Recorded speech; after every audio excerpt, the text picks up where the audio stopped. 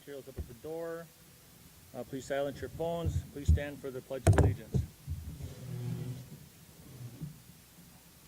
I pledge allegiance to the flag of the United States of America, and to the republic for which it stands, one nation, under God, indivisible, with liberty and justice for all.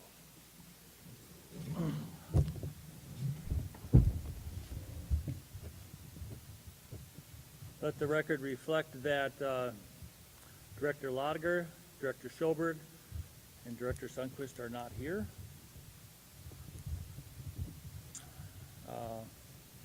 Item two, approve the agenda. Can I get a motion to approve the agenda? So moved. Support. Moved by Director Yuhan, support by Director Reardon. All in favor signify by saying aye. Aye. Opposed? Motion carries. Recognition of visitor input. I believe there was none at this time. Item number 4, consent agenda. Can I get a motion to approve the consent agenda? So moved. Moved by Director Anderson, support by Director Tamero. I'd like to pull 424 off for purpose of Okay. discussion. Okay, 424. Okay.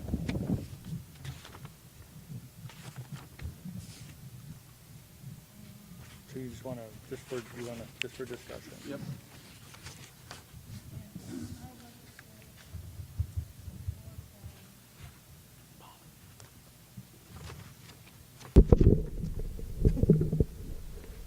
I'd like to pull 4.1,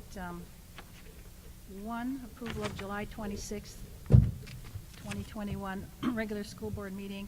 Those were the ones we spoke about correcting. I've sent some information to Stacy Lampa without time for that to get to the board for this meeting. So I'd just like to pull that for the next meeting. I do believe, I was just informed that that your corrections were made to Stacy, but it was too late to get it into the, There, okay. my corrections, I have corrections. Okay.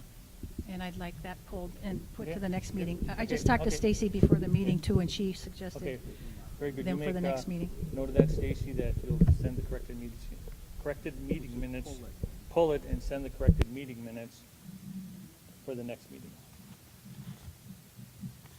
Okay, any more discussion on the consent agenda? Okay, all in favor of the consent agenda minus the removal of 4.1 and for discussion 424 signify by saying aye. Aye. Opposed? Motion carries. Okay, so John, when did you want to, you want to put, what do you want at? 5.5, removing item 4.24 to 5.5 for discussion. 5.5,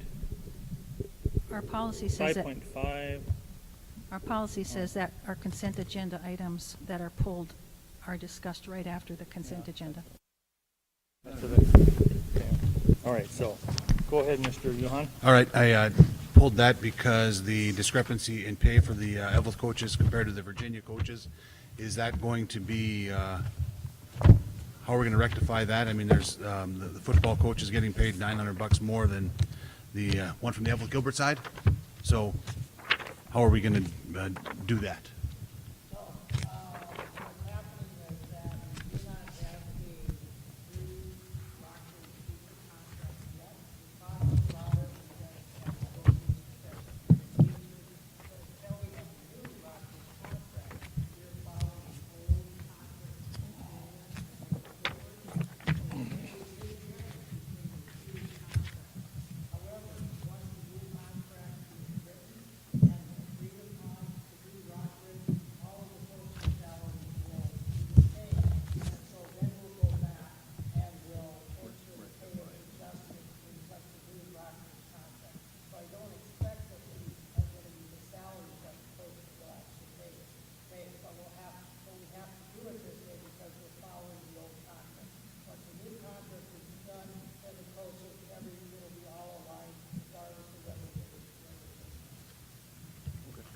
that? All right, good. Bill, I noticed, and correct me if I'm wrong, but under the consent agenda, item number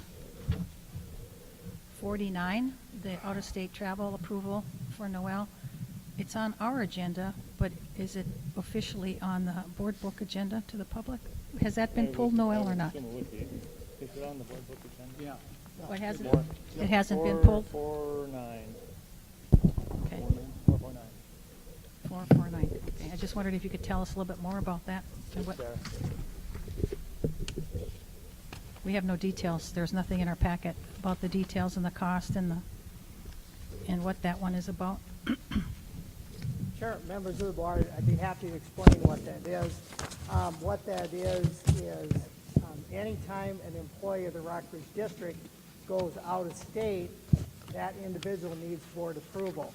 So there is a strategic planning train-the-trainer in Kansas City in early November. It's put on by probably the preeminent group who does strategic planning in schools throughout the United States. And so I would like permission from the board to attend that out of state. It's in my contract that I get X number of dollars for conferences, conventions a year. However, the board still needs to approve it, so that's why it's on the agenda. And we already did, and we already Yep. did approve it. But that's word of explanation as far as what it's for. Okay. Do we have a cost for that? Estimated cost? The cost was I think it was $2,000.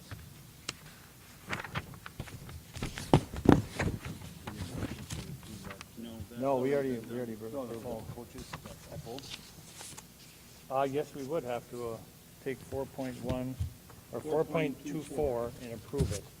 So being that 4.24 was pulled from the consent agenda for discussion purposes, now we'll go back and we'll approve it. So all in favor of I'll approving, make a motion to approve it. I mean, yeah, so motion by Director Yuhan, Support Reardon. support by Reardon. Any more discussion? All in favor? Just a question in discussion.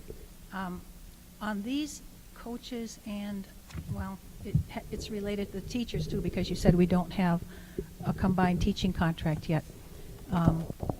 Does it depend upon, how do we decide what contract to put these, which contract to put these people on, the Evelyn Gilbert or the Virginia one, whether it's a Virginia contract or an Evelyn contract, and including new teachers? Is it where they are, where they are assigned?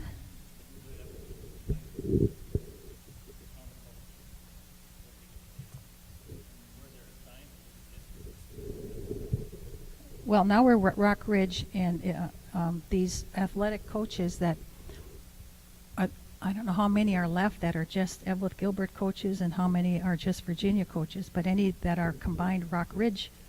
So I can answer that, Director Sorkin. What happens is wherever any teacher or coach, whoever hires them, so if they were originally with the Evelyn Gilbert district or the old Virginia district, that's easy. They're just following that contract. So for example, if we have a coach who we're hiring and that coach is working in the Evelyn Gilbert High School, then that person is following the Evelyn Gilbert contract. So that's how we're deciding any new hires where they're going. It's primarily where their job responsibilities are. That's correct. And if we have new hires, people that haven't been in the district before, how do we determine what contract they go under? We look at where they are mostly coaching or teaching, and that's where the decision is made to hire them under that contract. But right now, they're still Rock Ridge contracts, but we have to follow the pay of the old contracts because we can't do anything differently on that until there's a new Rock Ridge contract.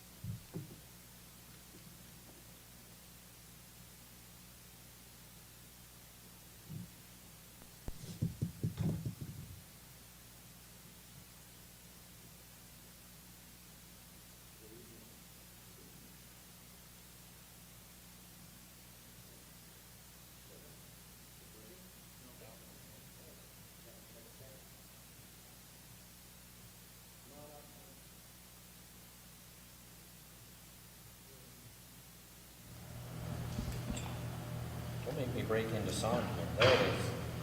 Hey, Willie, See what happens. why don't you stand over there so that your back isn't to the, there you go. To the audience, thank you. Okay. Good evening. Thank you for this opportunity tonight. I did my best to have a wonderful surprise for you tonight.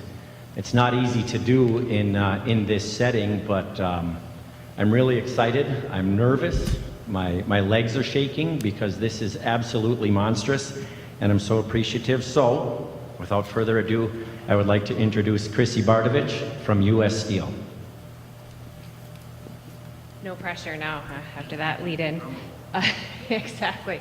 So my name is Kirsty Bardovich. I'm the mother of 3 Rockridge students. I'm also a graduate of Virginia High School, but I'm here tonight in my official capacity as the environmental director for U.S. Steel. U.S. Steel has a very long tradition of supporting supporting education, and continuing with that tradition, I'm very pleased to announce the sponsorship of the U.S. Steel Gymnasium in the amount of $350,000 on the Rockridge campus. So our employees and our families are very, you can see why we're excited. But our employees and our families are looking forward to many years of events in the U.S. Steel Gymnasium.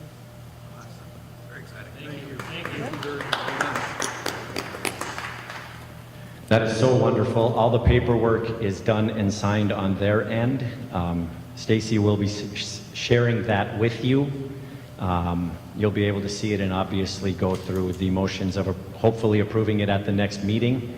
And we look forward to that. U.S. Steel does have a press release ready. They'll be putting stuff out probably tomorrow morning about this wonderful venture. So, Chrissy, thank you. You were so instrumental in this. I can't tell you enough. Thanks, thanks, thanks. This is wonderful. Thank you, U.S. Steel. This is going to be absolutely wonderful. Thank you.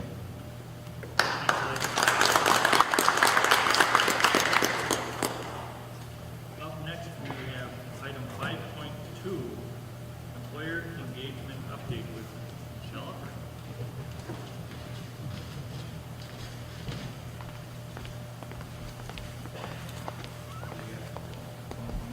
Good evening, everyone. This is going to be very anticlimactic after that big announcement. Thank you, U.S. Steel. So I'm here tonight to just give you an update on where we are at as a district with employer engagement. You should have a handout in your packet entitled Rockridge Sector Meetings, June 2021. That's the basis of my short presentation here tonight. We really had an amazing June after what was a very difficult year, as you can imagine. This is when we really started to engage our business community in a very concerted and deliberate way to help plan for those next stages for the Career Academy High School. And so we held 7 virtual sector meetings that month, and on your sheet it shows you the sectors that we engaged, and included human services, law, public safety and corrections, architecture and construction, science, engineering and natural resources, mining, manufacturing and transportation, hospitality and tourism, and IT, communication, and arts. And these were in addition to 2 meetings that we had held earlier in the year. One was focused on healthcare, and the other one was focused on general business operations. And we really had a fantastic turnout in all of these meetings. We had over 100 people participate from what I call 89 different organizations, because St. Louis County had something like 13 different departments participate. The DNR had 6 different departments. So really almost 90 discrete organizations participated in these discussions. And once again, as I've reported in the past, really, really overwhelming support for what we're trying to do with the high school, and so many people rallying around the idea and offering to help. And so we gathered a tremendous amount of data and insight that will be very useful as we move forward in designing curriculum and experiential learning opportunities. We did a little bit of legwork ahead of the meetings because we really wanted to hit the ground running. We scheduled 2 hours for each of these meetings, and we wanted to make the most of those conversations. And so ahead of each meeting, there was a survey sent to professionals from all aspects of these different sectors, asking about 4 different things. The first thing we asked them to do was rank the 21st century skills that were most important to their field. And you may recall 21st century skills will be a piece that's highly emphasized throughout the whole K-12 experience at Rockridge. to help students really understand the expectations of the business community that's awaiting them after high school. And we wanted to get a sense of whether there were certain 21st century skills that seem to be common across sectors. So we can maybe prioritize some activities or emphasize certain skills in curriculum as we move forward. And to no surprise here, there were really 3 that surfaced as non-negotiables in terms of 21st century skills. And those were communication, critical thinking, and collaboration.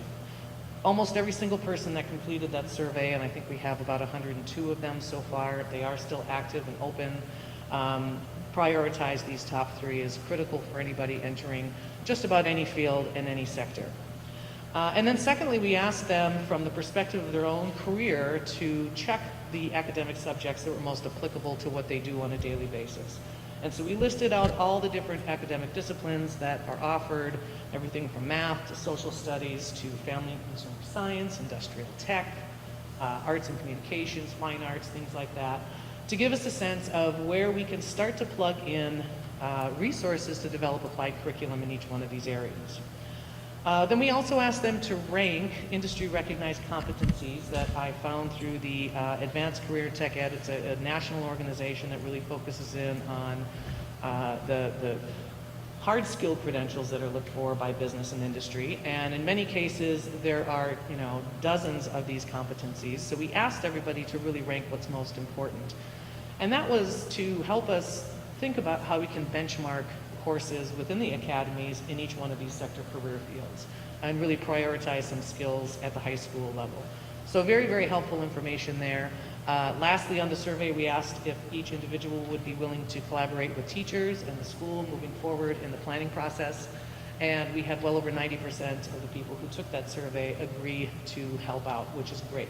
So we also did get their name, title, where they work, all that good stuff. So the first 30 minutes of each meeting was really spent giving an overview of the vision for the system, the plans for the new Career Academy High School. I'd like to give a shout out to the principals who did that part of each meeting.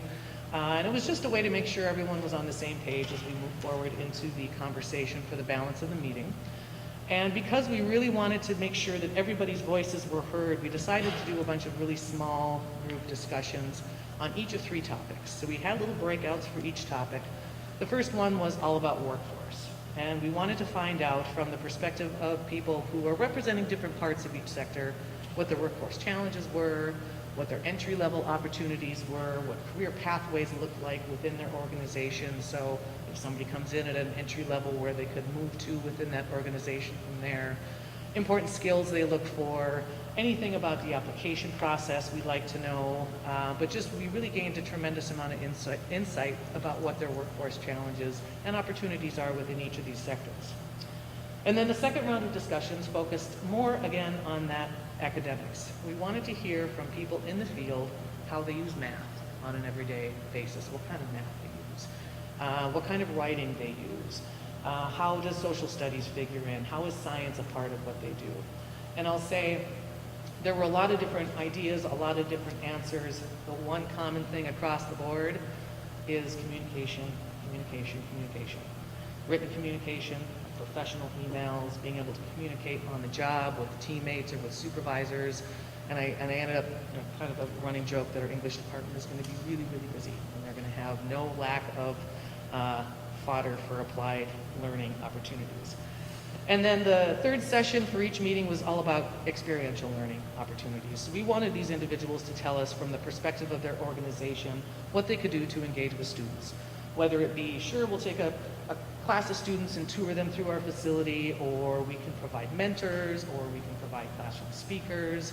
And in many cases, we discovered that a lot of these organizations have done bits and pieces of this through the years and had some really great examples of things that could be done on a more systematic school-wide basis. But by and large, everybody said, yes, just tell us what you need. So that again was very heartening. And after each round of discussion, we'd come back and everybody would do a report out. Most meetings we had maybe 3 different small groups discussing each topic. And what was validating was that we heard the same sorts of discussions were happening in each group. So we think we're on the right track in terms of what these sectors need, how these organizations can assist the school in connecting with students and teachers, And I've got all of that data and more words and more numbers than you could shake a stick at. We recorded each one of those videos or those meetings, so we do have video footage of all the discussion in case any teachers who weren't able to participate want to dial in and hear from the horse's mouth, so to speak. We have compiled comprehensive notes for each sector that could be given to teachers who end up in these academies so they have a much better understanding of the needs of that sector. I'm in the middle right now of kind of doing an analysis of skills needed across the board because there's a lot of things that are not going to be academy specific, like the communication piece, public speaking, or just being able to articulate ideas or make professional presentations. Lots of those things can be done in any academy, regardless of the focus. But we really gathered a tremendous amount of information, and the one thing I'm most excited about is the number of collaboration opportunities we have moving forward. So I've taken all the data that came from the surveys and from the meetings, and I've put together a spreadsheet by academic discipline with a list of all the people that said they use that subject in their jobs, their contact information, any ancillary comments they made out of the survey. And my hope is as we move into this next year, after we get through the initial months of the first days of school, that we can start to utilize PLC time or in-service time to really be deliberate about connecting a department with a group of professionals who are interested in that topic. So they can really start to talk through applied learning lesson plans, activities, and ways that those individuals can connect with teachers and students. So I view it as an extraordinarily positive start, a pretty widespread one too for engaging the business community, and just wanted to come here and present that information to you, answer any questions you may have, but just to leave you with the thought that there is a tremendous amount of support for the new school and really the new district as a whole, very widespread. It's kind of a feel-good sort of thing. So with that, are there any questions? Michelle, you referred to something that was in our packet, but I don't find anything in our packet. Oh, just that flyer. Okay. I Yeah, thought that's that- my report, so to speak. Any other questions? Very exciting. Good job. It is good. Keep up the good work. We've got good things ahead. All right, thank you. Thank you very much. Item on the agenda is 5.3, excess furniture sale and shop auction update. We're having some audio pickup problems, so everyone make sure that their microphones are on, make sure they're talking to the microphone.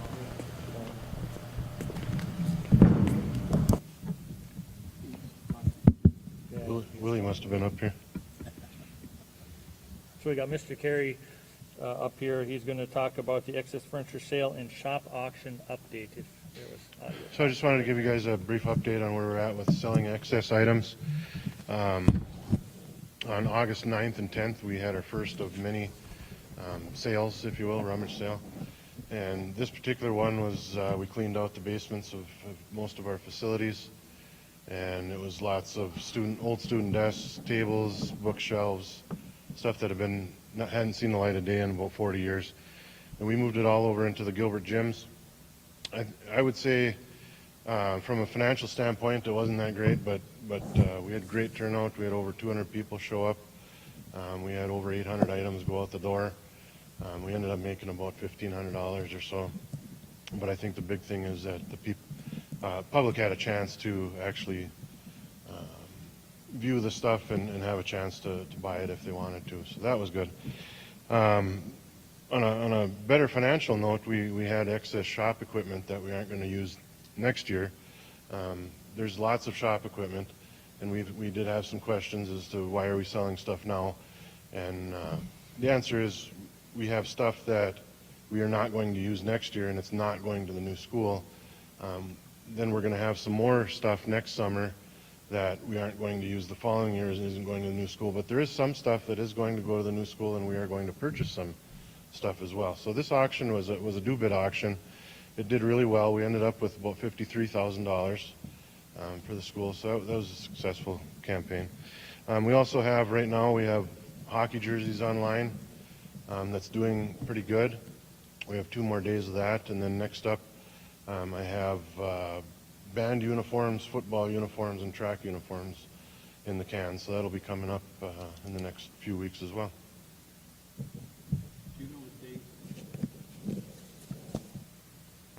Do you know what date the band uniforms are going to be going up by chance? We haven't set an exact date yet, but I'll Okay. make sure that you guys know. Thank you. Jeff, can you tell us at this time what the plan for the trophies are of both districts? I don't know that we've necessarily addressed the trophies. I know that the board earlier this summer authorized Superintendent Schmidt to hire someone to catalog all of them, and that is ongoing right now.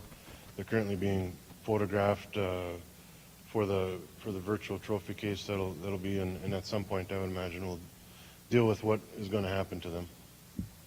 Correct? Yes. Yeah. Good enough? Good enough. All right. Thanks, Jeff. Up next, we got item 5.4, superintendent update. Thank you, members of the school board. A couple updates for the board. The first update has to do with the Highway 53 intersection study, and you all have a handout in your packet.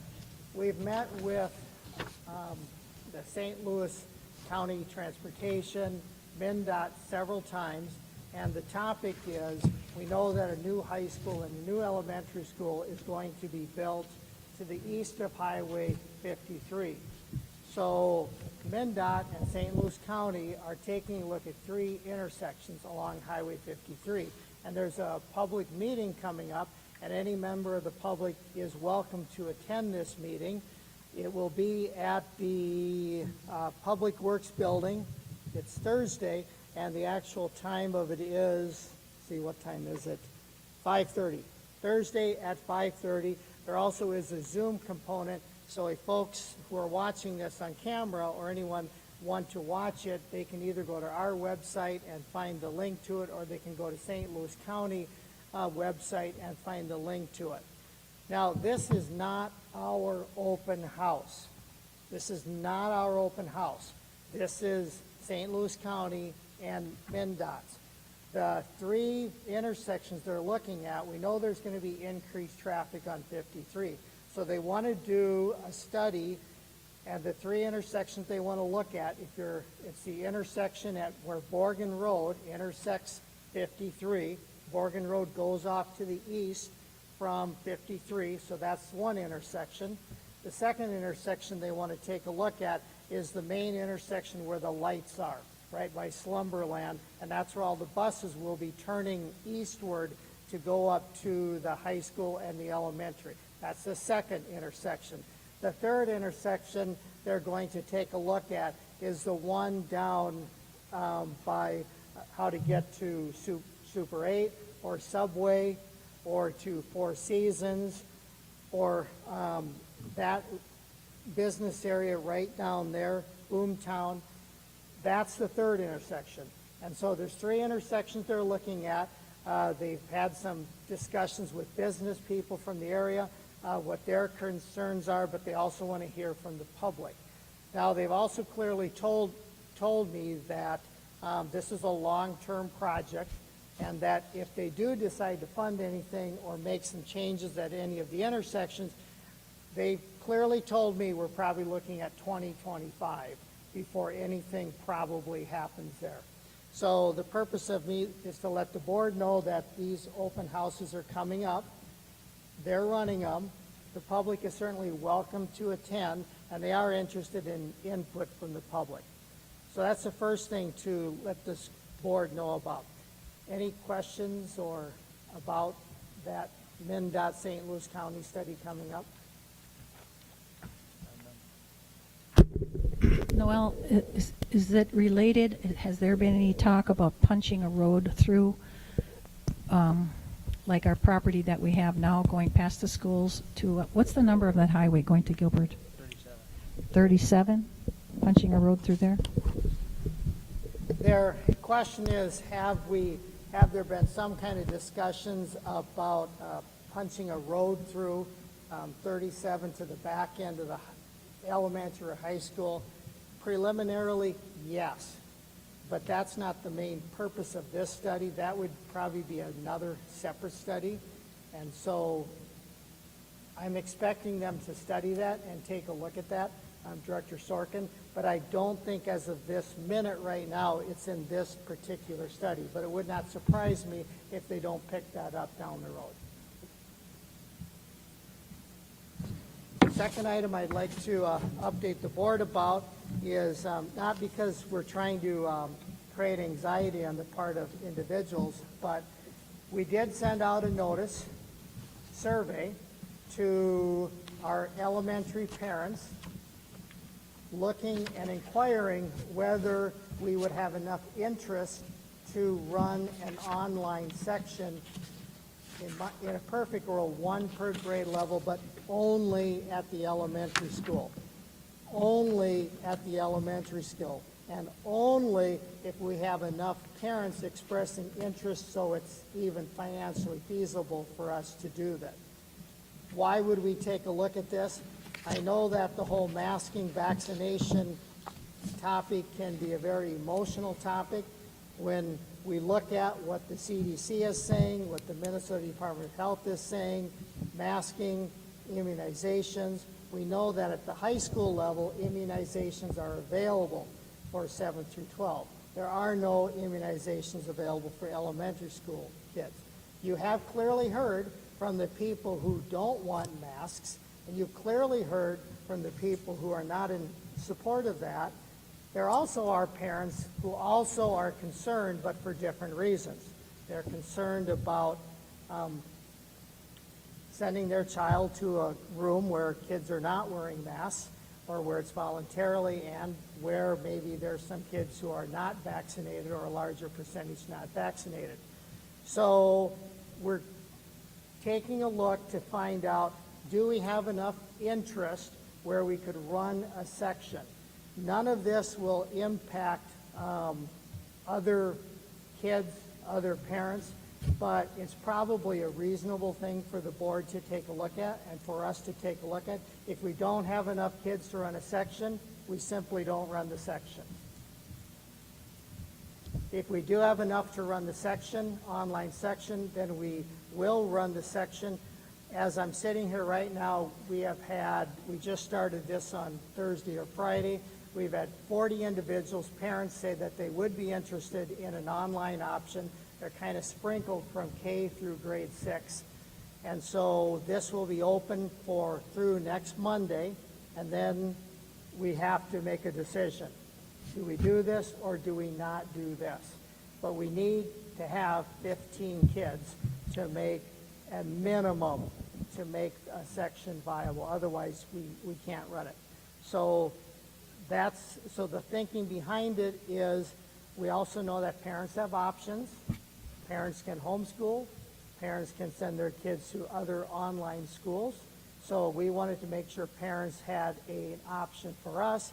That way the parents could have their kid be taught by one of our teachers who follows the curriculum, who's doing everything in sync with all of the other teachers, and therefore it's one teacher, where sometimes, depending where you go for online provider, you could end up with 2, 3, or 4 or 5 different teachers for your child. So that's kind of a summary of what we're looking at, and the purpose is just to see if there's interest out there. Any questions or from board members? No, I was just going to turn mine on. Go ahead. Questions. Would our Rockridge students have priority over open enrolled students for these online classes? Question 1. Yes, I believe we owe first allegiance to Rockridge students. Based upon the way the numbers are, I'm not expecting us to have a wait list, but we might. And so then the fair thing to do would be to take care of our Rockridge students first. Okay, thank you. And the second question is, would the teachers teaching these online classes, would they have only online students, or would they have online and in-person students like some had this past year, which, as I understand, was overwhelming? if you ask the teachers, they clearly will tell you, please either give me all online or give me all in person. So the teachers to this class, they would be all online. They would only be responsible for online. They would not be teaching in person and online at the same time. Okay, thank you, Superintendent. Up next is administrative items. No, we moved one item? No, we're good. Okay, we're good on that? Yeah. Okay, very good. Okay, next up is administrative item 6.1, approval of the hire of Cassandra Haney for Positive Community Grant Coordinator position effective August 30, 2021, and our presenter is Lisa Perkovich and Laura Bennett. Welcome. Good evening. Laura was not able to make it tonight, so you have just me. I'm not exactly sure what questions you want to answer, so I'll just tell you a little bit about the Positive Community Norms Grant. This is a $1 million grant that was accepted by the school board a couple of months ago that came through from the Department of Human Services, DHS, or Health Services. That position now has, the funding has been received within the district, and so now we can hire a coordinator to begin the initiative with the primary goal of reducing or delaying substance abuse within Rockridge students, so specifically focusing on the reduction and the delay of use in alcohol, nicotine, and marijuana. And so we did conduct interviews and have recommended Cassandra Haney to the board. And from here, I can answer any questions that you might have.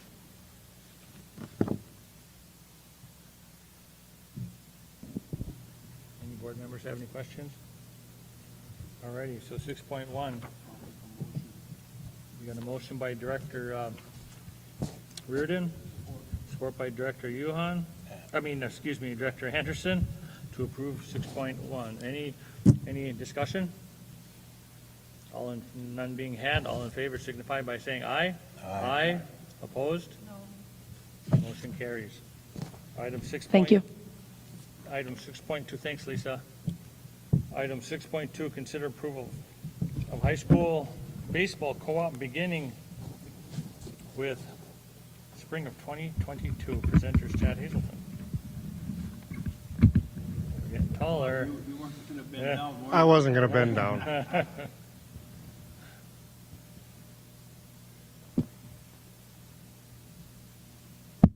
Okay. Good evening. For those of you who haven't met me, I'm Chad Hazelton. I'm the new activities director over on the Eveleth Gilbert campus. And discussion came about mainly from the Eveleth side about baseball numbers for the upcoming spring. The baseball numbers for the varsity team up there in grades 9 through 12 look extremely low, somewhere in the 11 to 13 range. So there was some discussion that started that ended up in an extracurricular committee discussion about combining the two programs a year early. At that committee discussion, the 3 board members there were in favor of moving forward right away with it to move forward for safety concerns, and it just made sense because of the low numbers. The coaches wanted an opportunity to speak to their players.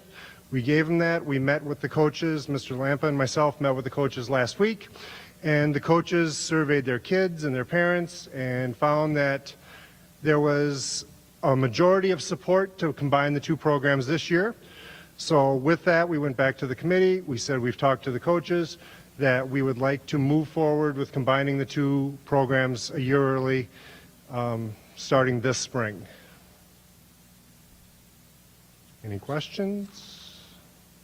All right. Thank you.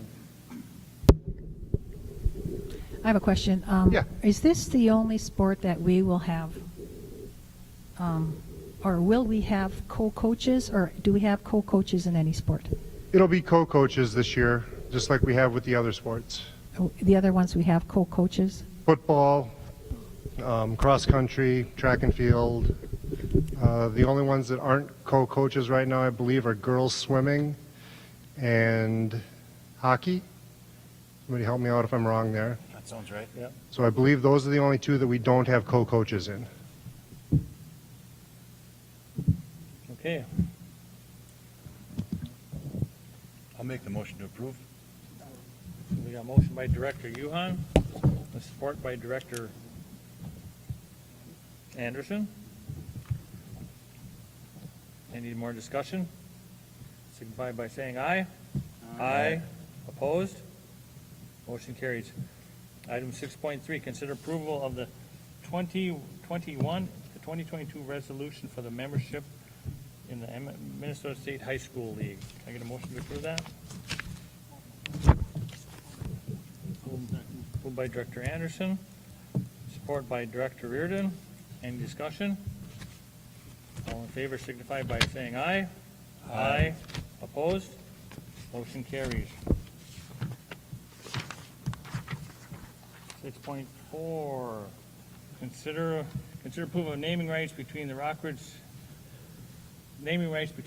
School District 2909 and Allison Krabak Agency, a State Farm Insurance Agency. Can I get a motion to approve the naming rights? Moved by Director Tamero. Can I get support? Support by Director Anderson. Any discussion? Do we know, Noel, what they're naming, what's the naming rights she's going to? Chloe's got something to say. Yes. Okay. We have an expert here.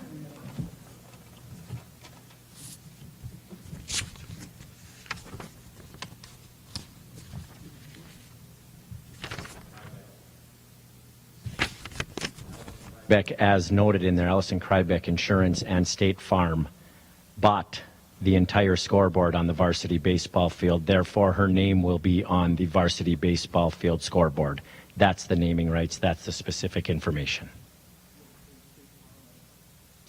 Yes. It'll say Allison Krybeck, State Farm Agency, State Farm. Yes. Right on the lower ad panel of the Is that beautiful. scoreboard up? That board is up. I saw it. I can see it through the trees.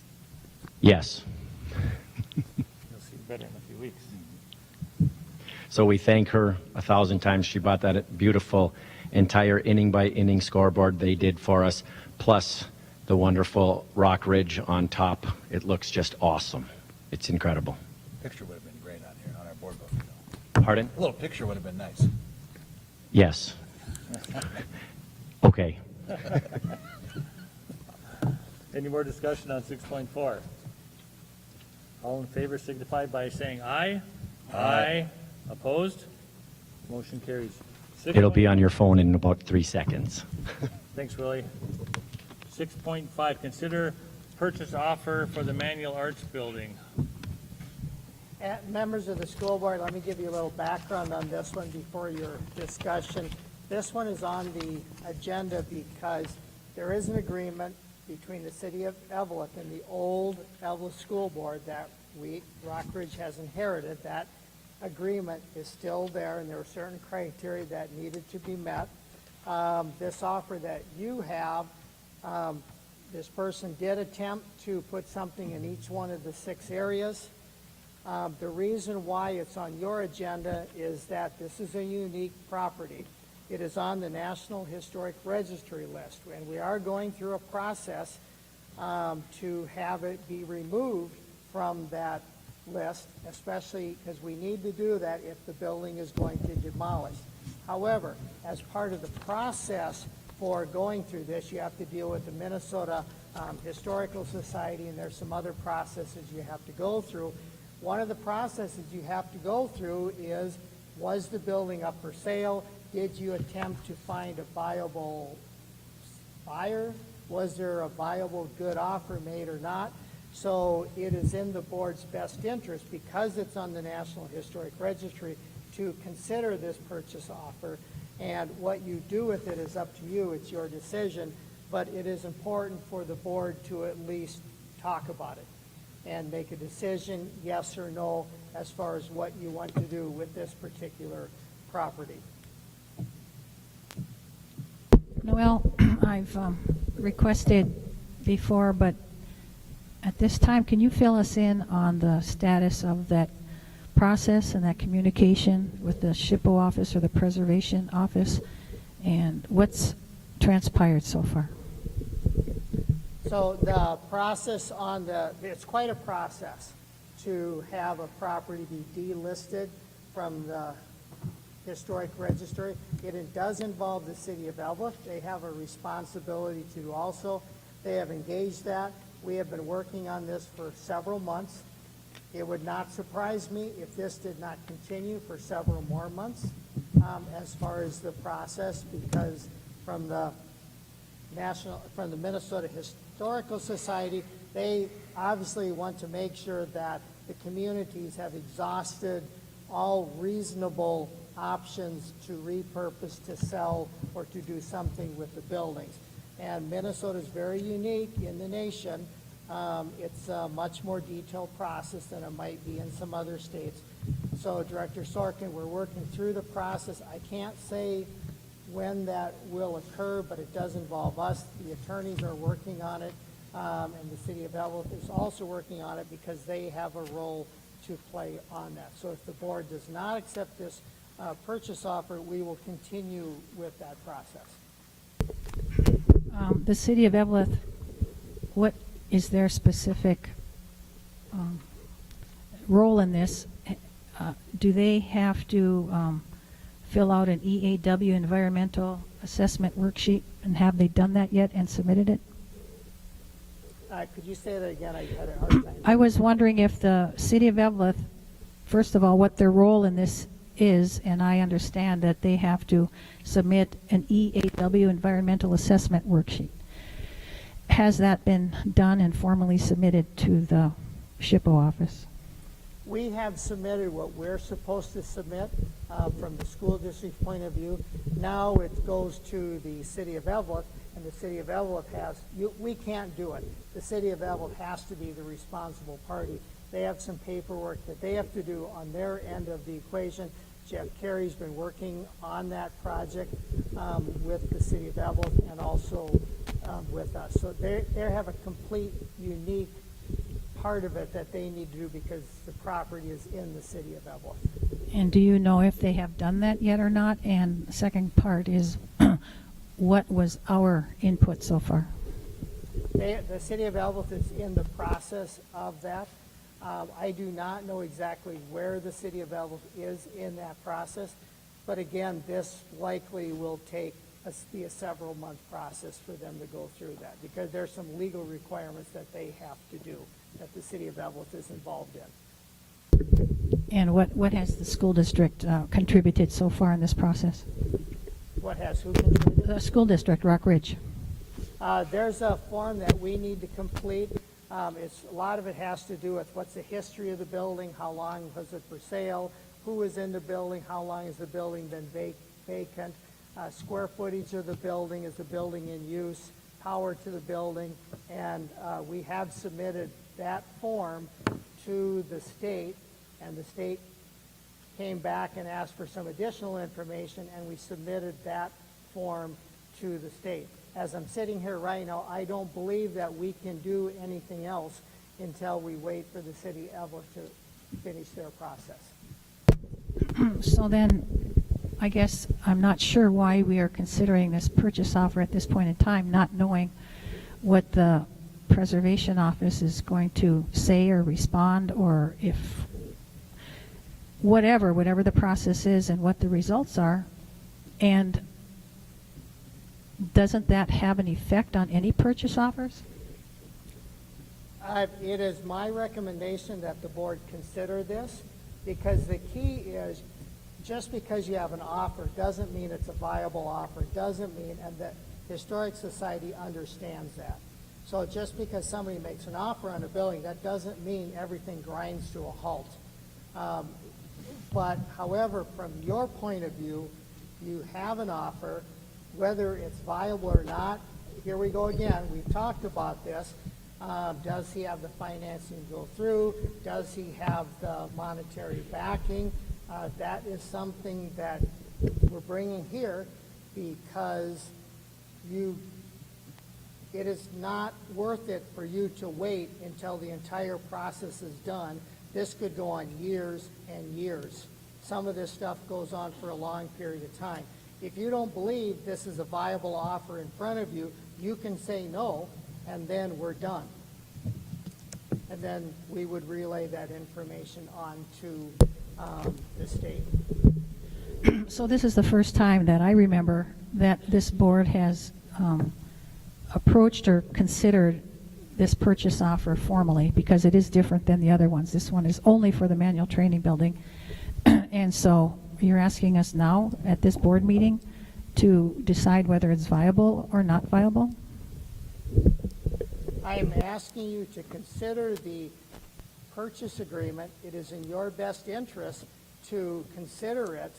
I'm not the school board. I can't make decisions for the school board on topics like this. And so, yes, I would be. There is no point in waiting, because where the process we're going through with the city of Evelyn and what we're doing is to remove the designation of it as a historical place. Once that designation is removed, then we'll be back here. Pat Gallagher will be back here, and then you will have nothing preventing you from taking the building down. So again, saying that that's a pretty complicated, or there's a lot of information to consider about the viability or not viability, or the lack of viability to a purchase offer. And unless we discuss it in detail at this board meeting, I think it's a snap judgment and a snap decision one way or the other. And I think I remember some memo coming from you, Noel, that you had attorneys look at this offer, and it's my recollection that they determined that it was viable, even though they thought it was maybe not a strong viability. And so therefore, I don't know, looking into the viability. This is the offer, it's probably viable, and it's up to the board here as we sit at 6.5 to make a motion whether we can reconsider it. With little or no discussion, and it's a very, purchase offer is a complicated thing. So unless we have some detailed discussion, I don't know about even considering it. Yeah, we have, let's make a motion, first, because, we're kind of going backwards. We're having discussion first before we even considered. Well, Noel suggested he talk to us about it before we even stepped into a motion. I'll make a motion that we postpone this decision until we maybe even have a special meeting, at least a committee meeting, to discuss the fine points of this and point by point decide whether those areas, those 1 through 9 or A through F or whatever they were, are met, are not met. As I remember, Mr. Colello even said that he would guarantee a bond-like thing of $100,000. They're so sure that they can make this happen. I do believe that was on the high school. That was just the high school. Junior high. And just on the junior high. Well, anyway, I think we need to consider the viability of this offer in more detail and take more time. So we got a motion on the table to postpone this till further discussion. Is there any support? Supported Dr. Tamero. All in favor to postpone 6.5 till further discussion signify by saying aye. Motion fails for lack of support. So, excuse me. Signify by, or all in favor signify by saying aye. Opposed? Aye. Okay, we'll move on to 6.5. Consider purchase offer presented for the Manual Arts Building. Can I get a motion to consider the approval of the Manual Arts Building? I'll move to approve. Motion by Sorkin. Can I get a support? Any support? No support, motion fails. 6.5 fails for lack of support. Moving on to 6.6, consider approval of $11 an hour for election judges and $13 an hour for head judges, ballot board judge, and healthcare facilities judge for the November 2 election, 2021 special election. Can I get a motion to support that? Our motion, please? I'll support. A motion by who? Sorkin. Motion by Sorkin. Support by Director Tamero. All in favor signify by saying aye. Aye. Opposed? Motion carries unanimously. 6.7, consider approval of the 2021-2022 Franklin Elementary Handbook. Get a motion for that? Oh. Board members, good Oh, evening. Excuse me, I'm sorry. That's okay. I'm so sorry. Good evening, thank you. I'm actually up here representing not only Angie, Todd, and Dan, but also myself for the next 4 items. In regards to the elementary handbooks, I just kind of want to give you a little background. We met as a team. We had some teachers involved. We had the administrative team involved looking at the handbooks, and what we have done is we have created an elementary handbook that is basically identical in all of the buildings, with the exception of the phone numbers, the staffing, obviously, and those types of things. And then we have also added into our handbooks the attendance. We've streamlined our attendance K through 12 on how we are looking at that. So all of our handbooks, as you see, are fairly similar with all of what we have in there, except for our specifics for our buildings. So. Other than that, Sheena, you said they're basically the same, except for a few things besides the dates and stuff. Are there any other differences? It is, I can't understand a word you're saying. Oh, are there any other differences than those clerical things that you discussed? You said they're basically identical. They're basically identical. The changes would be like my building time is a little bit different than those building times. Other So- than that, I Nope. mean, are like discipline policies and things like that identical? The policies come directly from our Okay. board policies. Well, I use that as an example, but anything else like that might be different? Not that I know of, no. Okay. Any other questions? Okay, thank you. Thanks. Okay, get a motion to consider. Support. Motion by Director Tamro, support by Director Yuhan. All in favor signify by saying aye. Aye. Opposed? Motion carries. 6.8, approval of the 2021-2022 Nell Sheen Student Handbook. Support. Support by motion by Tamro, support by Director Yuhan. All in favor signify by saying aye. Aye. Opposed? Motion carries. 6.9, consider approval of the 2021-2022 Parkview Elementary Student Handbook. I'll make a motion. Motion by Director Reardon. What I'm forgetting to do here is adding any discussion into any of this. But I think we've kind of had all the discussion, with 6.7. Motion by Director Reardon, support by Director Anderson. All in favor signify by saying aye. Aye. Opposed? Motion carries. 6.10, consider approval of the 2021-2022 Roosevelt Elementary Student Handbook. Moved by Director Anderson, support by Director Tamro. All in favor signify by saying aye. Aye. Opposed? Motion carries unanimously. Number 7, unfinished business. Is there any unfinished business?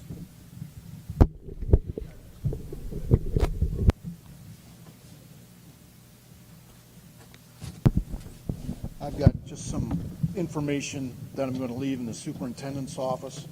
The last couple of meetings, we've heard some comments and things about masks and COVID. And I went to the Minnesota Department of Health. The commissioner is one of my high school classmates. So she somewhat directed me to some areas. But the information is from the CDC, the Mayo Clinic, Johns Hopkins, Vanderbilt University, the state of Minnesota with the administrative rules and things like that. If board members would like to see this, I'll leave it in his office. But she was very cordial, and it was very good discussion. So just a heads up of what I'm going to leave. Thanks, Marie. Was that unfinished business or more of board member topics?